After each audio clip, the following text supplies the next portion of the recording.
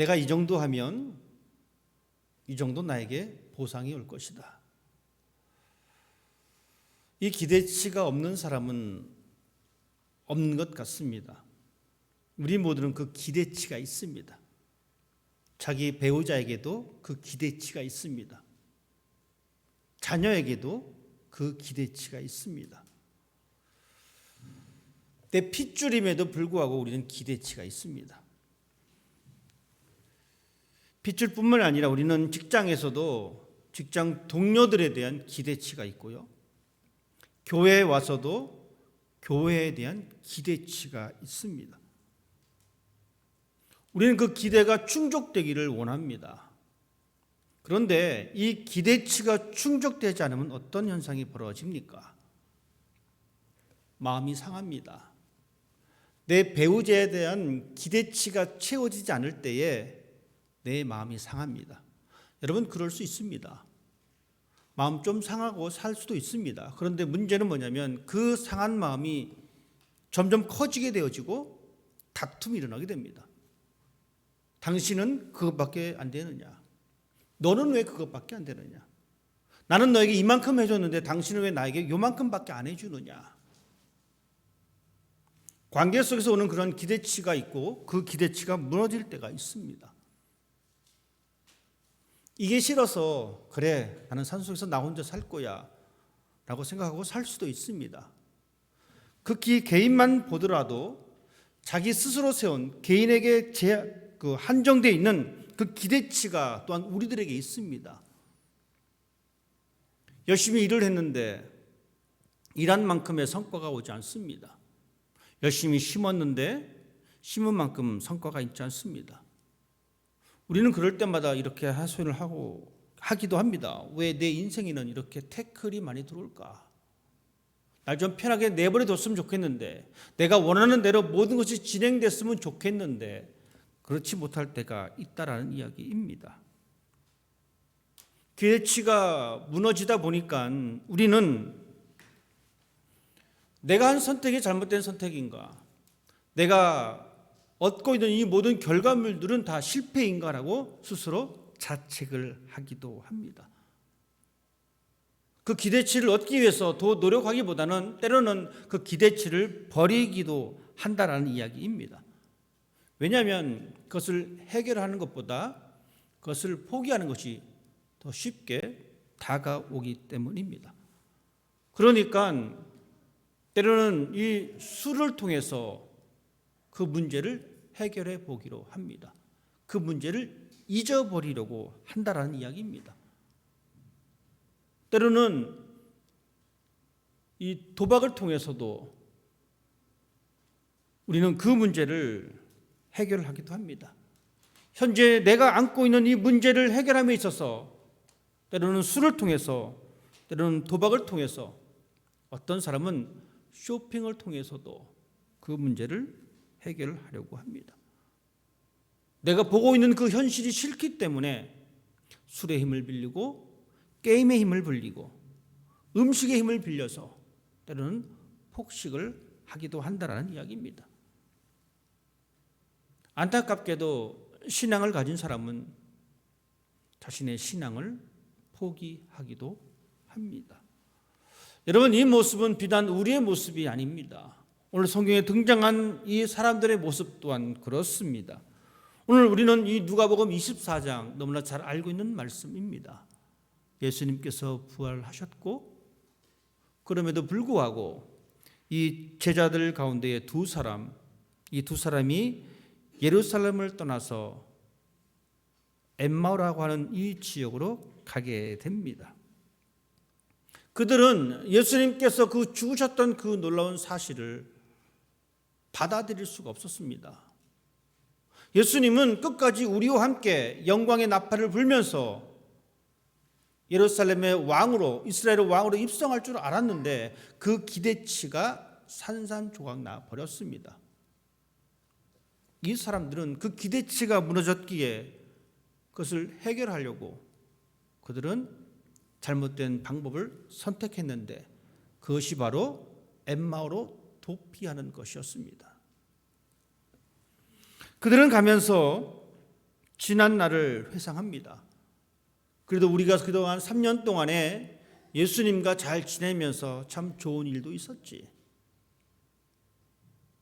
예수님께서 보여주셨던 그 기적들, 함께 경험했던 그 즐거움, 그 기쁨, 그 놀라움, 여러분 그것을 가지고 있었습니다. 하지만 예수님께서는 허무하게도 십자가에 달려 돌아가셨습니다. 자기가 따르던 그 스승이 그 끔찍한 형벌을 받고 십자가의 틀에서 죽게 되었다는 이야기입니다. 그러니 예수님에 대한, 자기 스승에 대한 감정은 소망과 희망이 아니라 절망과 두려움, 그 감정이 생길 수밖에 없었습니다. 장밋빛 미래는 다 사라져 버렸습니다. 그러니 그들은 실망스러운 그 모습으로 이제 엠마오라고 하는 그 지역으로 가게 됩니다. 정치적 승리자가 되어서 이 로마의 압제로부터 우리를 건져내고 이 주변에서 이 강대국으로 남기를 원했는데 그 기대가 산산조각 나 버렸습니다. 대신에 그 자리는 자신들의 눈으로 직접 경험했던 고난받는 종의 모습뿐이었습니다. 제자들의 기대치는 산산조각 났습니다. 예수님과 함께 있으면서 열심히 하나님 나라를 들었고 그 하나님 나라를 선포했던 그 모든 힘은 결국 사라져 버렸습니다. 그 사명 다 떨쳐버렸습니다. 이것이 제자들의 모습입니다. 그래서 그들은 그들의 사명을 회피하고 엠마오로 내려가게 된 것입니다. 여러분, 우리는 어떻습니까? 여러분은 어떠십니까? 하나님을 믿은 결과가 여러분의 삶에서 어떻게 나타나고 있습니까? 솔직히 우리도 하나님을 믿으면 하나님을 믿는 그 기대치가 있을 거잖아요. 내가 이렇게 하나님 믿으면 하나님 나에게 이렇게 해주실 거야. 적어도 우리는 그 기대치를 가지고 있습니다. 우리 모두는 내가 세운 신앙의 결과에 목표치가 있다는 이야기입니다. 내가 이렇게 신앙생활을 했으니 적어도 하나님 나를 이 정도까지는 해주셔야 합니다. 제가 많이 양보해서 이 정도는 해주셔야 합니다. 여러분 그렇지 않습니까? 여러분이 교회를 다니는 이유, 여러분이 하나님을 찾는 이유, 여러분이 하나님께 기도하는 이유가 다 있다라는 이야기죠. 그것이 여러분의 기대치입니다.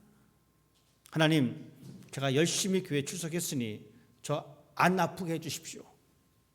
당연하잖아요.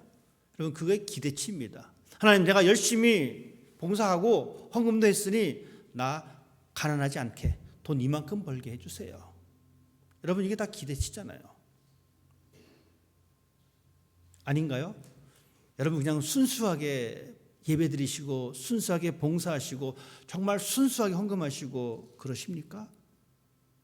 저만 나쁜 사람인가요? 우리는 우리의 신앙에 기대치가 다 있다라는 이야기입니다. 내가 한 10년 믿었는데, 한 10년 교회 다녔는데 하나님 내가 기도하면 이 정도는 응답해 주셔야죠. 내 삶의 힘든 문제 이 정도는 응답해 주셔야죠. 내 삶의 급한 문제 이 정도까지는 응답해 주셔야죠. 여러분 그런데 어떻습니까? 하나님의 응답이 금방금방 오던가요? 죽기 살기로 기도했는데 여전히 내 몸은 아픕니다. 먹고 사는 게 힘들어서 하나님 좋은 직장 주십시오. 정말 죽을 둥살둥 기도했는데 여전히 직장은 내 손에 잡히지 않을 때가 있습니다. 하나님은 과연 존재하는가? 교회만 가면 하나님이 있다라고 이야기하는데 과연 하나님은 존재하는가? 이런 깊은 터널 속에 있을 시간이 길면 길수록 여러분 어떤 현상이 벌어지냐면 신앙을 포기하는 현상이 벌어집니다. 예수님과 몸을 부딪히면서 그 살 냄새를 맡아가면서 살았던 이 제자, 이 사람들도 예수님에 대한 기대치가 있었어요. 그들은 실망하고 돌아섰습니다. 우리는 예수님을 만난 적도 없습니다. 예수님의 채취도 맡은 적도 없습니다. 우리라고 여러분 돌아서지 않는 법이 어디 있습니까? 우리도 충분히 돌아설 수 있는 그러한 존재들이다라는 이야기입니다. 하나님을 믿는 목적이 나의 기대치를 얻기 위한 수단이 되게 된다면 우리에게도 충분히 이렇게 하나님에 대한 신앙을 회피하고 돌이킬 수 있는 사람들입니다. 엠마로 걸어갔던 그 두 제자, 여러분 그 사람은 충격적인 사건을 경험했습니다.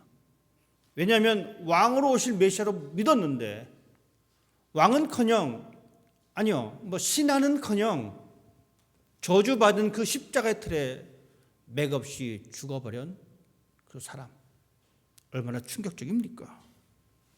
우리 역시 마찬가지입니다.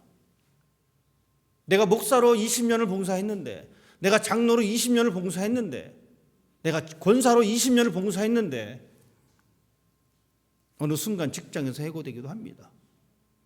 어느 순간 내가 원치 않은 그 질병 때문에 우리 가정이 정말 힘들어하는 그런 광경을 경험하기도 합니다.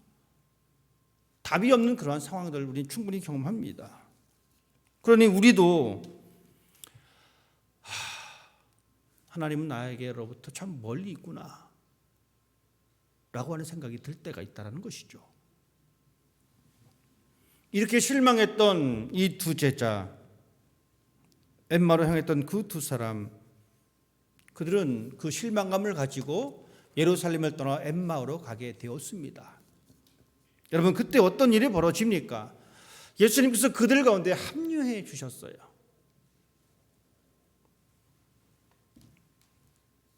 하지만 그들은 그렇게 합류한 그 예수님을 인식하지 못하게 됩니다. 놀랍죠? 3년 동안 같이 지냈고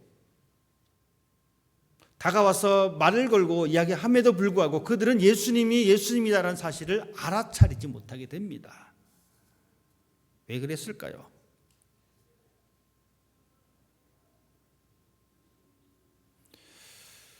이들의 눈이 가려졌다라고 성경은 이야기해 주고 있습니다.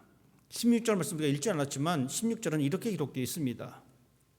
그들의 눈이 가려워져서 그인 줄 알지 못했다. 눈이 가려워졌습니다. 그들은 자신만의 프레임에 갇혀 있었습니다. 여러분 보십시오. 예수님이 죽었다라고 하는 이 프레임에 갇혀 있습니다.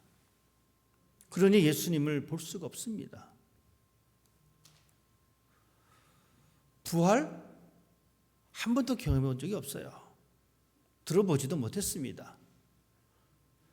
부활이 없다라고 하는 이 프레임에 갇혀 있습니다. 이제 이곳은 더 이상 희망이 없어. 예루살렘은 더 이상 희망이 없어. 라고 하는 생각에 꽉 사로잡혔습니다. 여러분 보세요. 예수님이 십자가에 죽었다는 사실을 압니다. 그 생각이 꽉 차 있다는 거예요. 부활이 없다는 생각이 꽉 차 있다는 겁니다. 예루살렘은 이제 아무런 희망이 없다는 생각에 꽉 차 있습니다. 그러니 다른 것이 들어갈 공간이 없어지는 거예요. 올바르게 예수님을 바라볼 수가 없습니다. 우리가 참 쉽게 생각해 볼 수 있는 것은 이겁니다. 우리가 어떤 가짜 뉴스를 듣게 됩니다. 그러면 그 가짜 뉴스를 계속 들으면 어떻게 됩니까? 그 가짜 뉴스가 진짜로 착각을 해요. 그래서 그 잘못된 정보가 맞는 정보다라고 얘기합니다.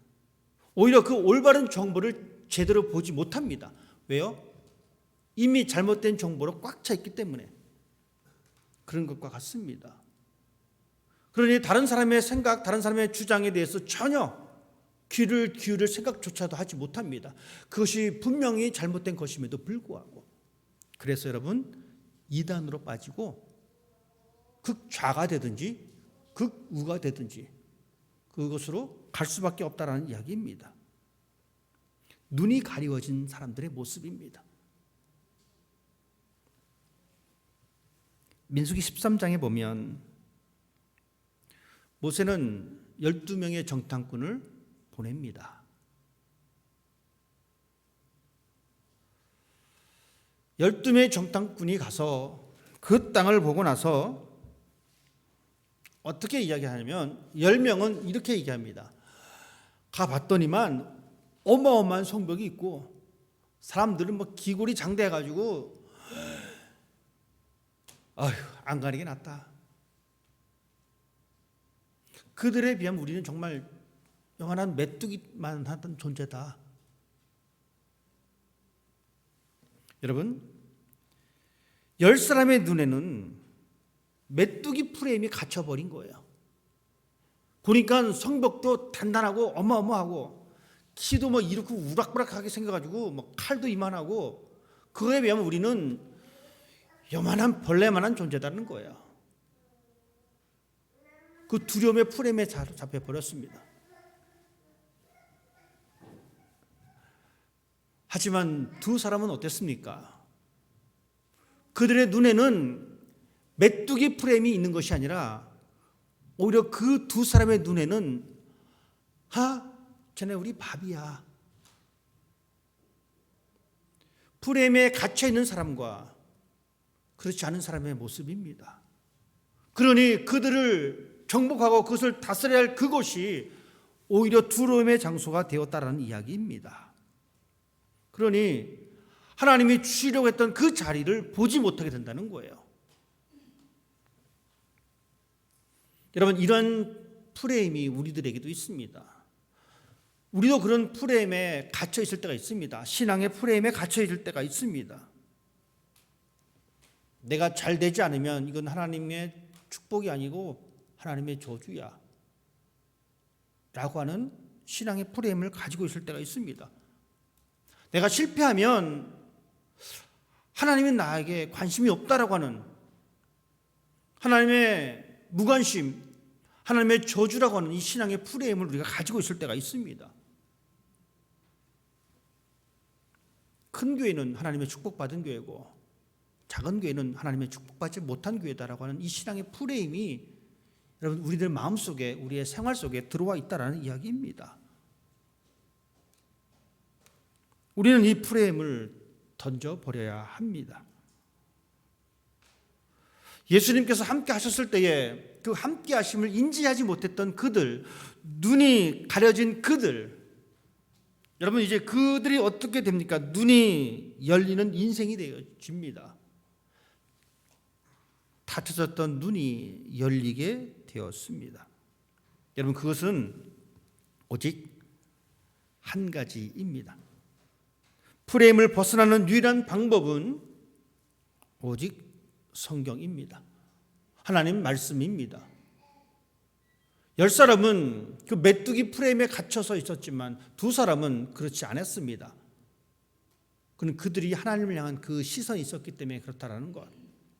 오늘 27절 말씀은 이렇게 기록되어 있습니다. 모세와 모든 선지자의 글로 시작하여 모든 성경에 쓴 바 자기에 관한 것을 자세히 설명하시니라. 함께 동행했던 예수님은 그 두 사람에게 모든 성경에 기록되어진 자기 자신에 기록되어진 모든 것을 설명해 주셨습니다. 이들은 비로소 눈이 열리게 되었습니다. 여러분 우리가 반드시 기억할 것은 우리가 이 땅의 삶을 살면서 이 신앙의 프레임에 갇혀 있을 때에 이 프레임을 벗어날 수 있는 방법은 유일한 방법은 하나님의 말씀입니다. 성경은 세상을 해석하는 통로가 되어야 합니다. 세상의 지식으로 세상을 해석할 수가 없습니다. 세상의 관점에서 여러분 고통을 어떻게 받아들일 수가 있겠습니까? 세상의 지식과 세상의 관점으로 우리는 우리에게 다가온 질병, 우리가 겪고 있는 이 관계 속에서 갈등과 다툼이 일어나고 있는 이 아픔들, 세상의 지식과 세상의 관점으로 원하지 않은 슬픈 이별의 죽음들, 또한 장애를 안고 사는 그 아픔들, 우리가 이것을 어떻게 이해할 수가 있겠습니까? 세상적으로 생각하면 내가 잘 살았기 때문에 나에게는 이러한 일들이 없어야 합니다. 내가 열심히 살았기 때문에, 내가 누구보다도 착하게 살았기 때문에 갑작스런 죽음이 우리 앞에 올 수가 없습니다. 장애를 받아들일 수가 없습니다. 해고를 받아들일 수가 없습니다. 파산을 받아들일 수가 없습니다.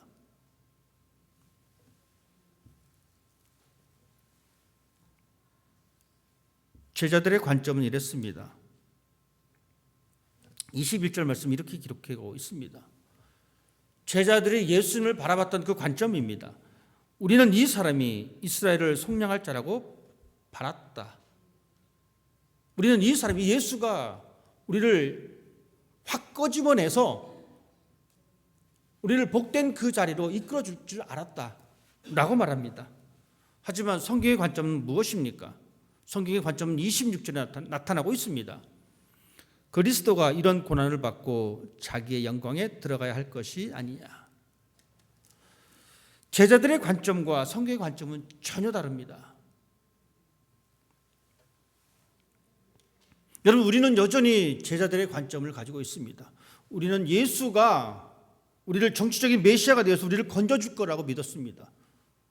우리는 그렇게 살아가고 있습니다. 내가 하나님만 믿으면 하나님께서 내 사업을 팽창시켜 주시고, 하나님을 내가 잘 믿으면 우리 가정에 아무 일도 없을 것이고, 하나님을 잘 믿으면 내가 원하지 않는 모든 것들은 내 앞에서 사라질 것 같은 그러한 관점과 기대를 가지고 있다는 것이죠. 우리는 그렇게 살아가고 있습니다. 그리고 그렇게 돼야지만이 내 신앙이 좋다라고 착각하고 살아가고 있습니다. 하지만 성경은 다릅니다. 성경은 오히려 우리들에게 고난을 이야기하고 있습니다. 그렇기 때문에 우리들은 이 성경의 관점으로 우리의 인생사를 해석하는 그 과정이 필요합니다. 성경의 관점으로 해석하다 보니까 예수님이 오신 것은 고난이고, 그 고난을 통해서 하나님의 영광이다라는 것이죠.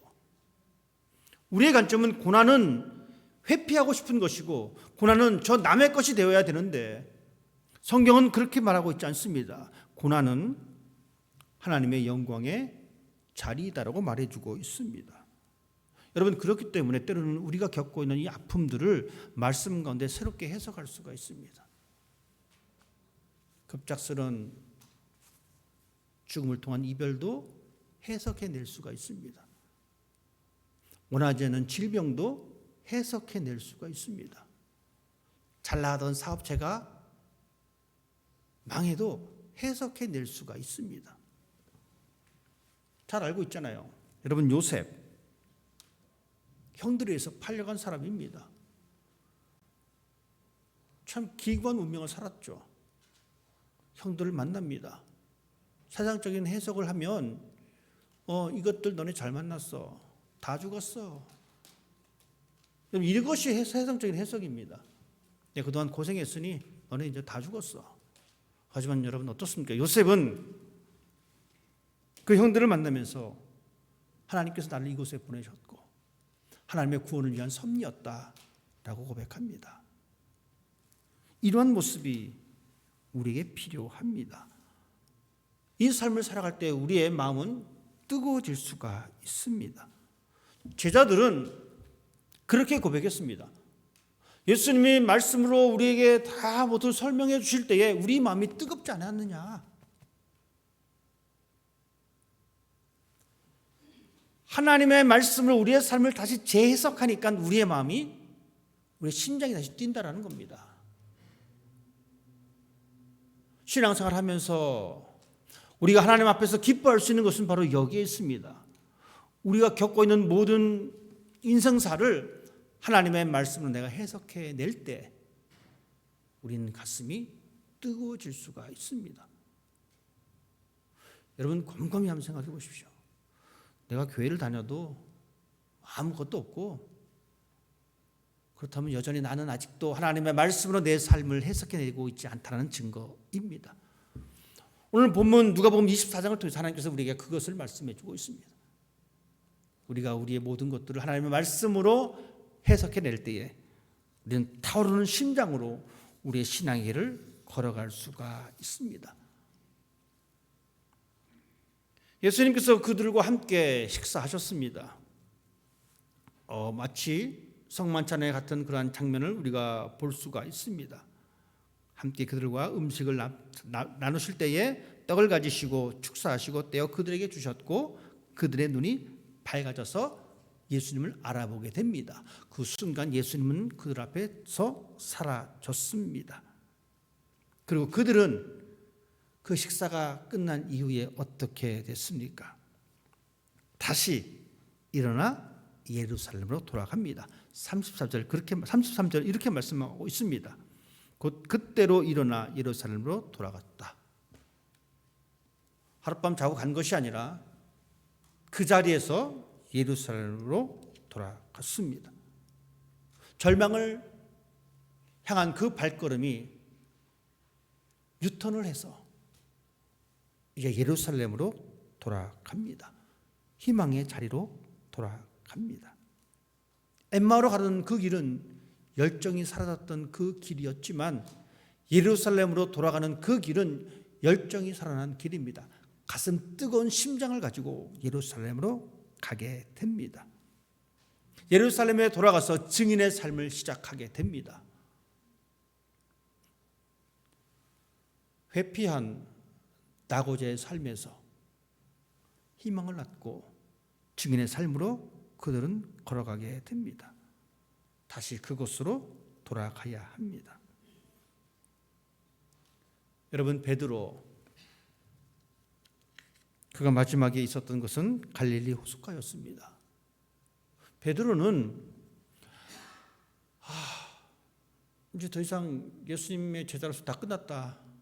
난 다 포기하고 그냥 가서 고기나 잡을란다 하고 갈릴리로 내려갔습니다. 이 엠마오로 갔던 이 두 제자와 마찬가지로 이 베드로에게 있어서 엠마오는 바로 갈릴리 호숫가였습니다. 그 갈릴리 호숫가로 예수님께서 다시 찾아오셨습니다. 그리고 베드로에게 묻습니다. 내가 나를 사랑하느냐? 한 번 물었으면 좋았을 텐데 예수님 그것을 똑같은 질문을 3번이나 하십니다. 네가 나를 사랑하느냐? 네가 나를 사랑하느냐? 그리고 예수님께서는 그 베드로에게 이렇게 말씀하십니다. 내 양을 먹이라. 예수님은 베드로에게 그 사명을 회복시켜 주십니다. 절망하고 실망하고 그 마음 가지고 엠마오로 갔던 그 사람들에게 다가오셔서 그들을 말씀으로 가르쳐 주시고 그들의 발걸음을 다시 예루살렘으로 돌려보내셨던 예수님. 자신만의 엠마를 만들고 갈릴리로 내려갔던 그 베드로에게 찾아오셔서 내 양을 먹이라라고 사명을 회복시켜 주신 예수님. 그 예수님께서 우리들에게도 동일하게 다가오십니다. 그리고 우리들에게 내가 피하고 싶어하는 그 자리에서 유턴하기를 원하고 계십니다. 그리고 우리들에게 예루살렘으로 가라라고 이야기합니다. 이상한 선교 단체에서 백투더 예루살렘 해가지고 막 이상한 주장을 내세우는 그런 사람들이 있는데 그런 예루살렘이 아닙니다. 베드로에게 있어서 엠마오가 갈릴리 호숫가였고 예수님에게 실망했던 그 사명을 잃어버렸던 그 사람들이 갔던 엠마오, 그곳에 찾아가서 다시 한번 유턴해서 예루살렘으로 향하기를 원하셨던 그 예수님께서 오늘 저와 여러분에게 묻습니다. 여러분에게 예루살렘은 어떤 곳입니까? 우리는 그 예루살렘으로 가야 합니다. 지금 비행기표 끊어서 이스라엘로 가자는 얘기가 아니잖아요. 나만의 예루살렘이 있습니다. 여러분만의 예루살렘이 있습니다. 하나님의 사명을 회복하고 하나님의 증인의 삶을 살아갈 그 장소가 분명히 존재한다는 이야기입니다. 그 장소 저는 여러분에게 못 찾아드립니다. 왜냐하면 여러분의 사명이 있고 저의 사명이 있기 때문에 그렇습니다. 저는 저의 예루살렘이 있습니다. 여러분에게도 분명히 그 예루살렘이 존재합니다. 하나님을 만났던 그 예루살렘, 예수님의 삶을 경험했던 그 예루살렘, 여러분 때로는 그것이 대화가 단절된 가정일 수도 있습니다. 대화가 단절된 배우자가 될 수가 있습니다. 아니면 치열한 직장이 될 수도 있고요. 치열한 사업장이 될 수도 있습니다. 어쩌면 이 교회가 예루살렘이 될 수도 있습니다. 상대방을 무시하고 배려하지 않냐고 비판하고 편가르게 하는 그런 교회일 수도 있습니다. 우리는 그 예루살렘으로 가야 합니다. 왜냐? 그곳에서 우리의 증인된 삶이 시작되기 때문에 그렇습니다. 나는 그것이 싫어서, 하나님 저는 예루살렘 싫어서 저는 엠마오로 갑니다 하고 우리는 때로는 그 자리를 무시합니다. 내 배우자가 지긋지긋해서 하나님 나 싫습니다, 다 무시하고 난 내가 하고 싶은 거 하겠습니다. 그런 사람을 향해서 예수님은 아니야, 그 예루살렘에서 다시 시작해야 돼. 여러분, 하나님의 말씀으로 우리의 가슴이 뜨거워질 때에 우리는 예루살렘으로 돌아가야 합니다. 부활의 증인의 삶을 살아내는 것은 예루살렘에서 시작됩니다. 엠마오의 두 제자가 여러분이 되기를 원합니다. 갈릴리로 고기 잡으러 갔던 그 베드로가 여러분이 되기를 원합니다. 예수님은 여전히 우리들에게 다가오셔서 우리에게 예루살렘으로 돌아갈 것을 말해주고 있습니다. 그 음성에 응답하는 여러분 되시기를 주님의 이름으로 부탁을 드립니다. 기도하겠습니다. 하나님, 실망해서 싫어서 우리의 발걸음은 날마다 엠마오로 향하고 있습니다. 실패자의 발걸음에 동행하시는 예수님이 있음에도 불구하고 우리는 그 예수님을 알아보지 못하고 우리의 눈이 실패와 절망의 프레임에 갇혀서 그 예수님을 바라보지 못할 때가 많습니다. 그럼에도 불구하고 여전히 우리에게 다가오셔서 말씀으로 깨닫게 하시고 우리의 눈을 뜨게 해주시는 예수님, 하나님 감사합니다. 하나님의 말씀과 더불어 우리의 삶이 다시 한번 생동감 있게 살아갈 수 있도록 도와주시고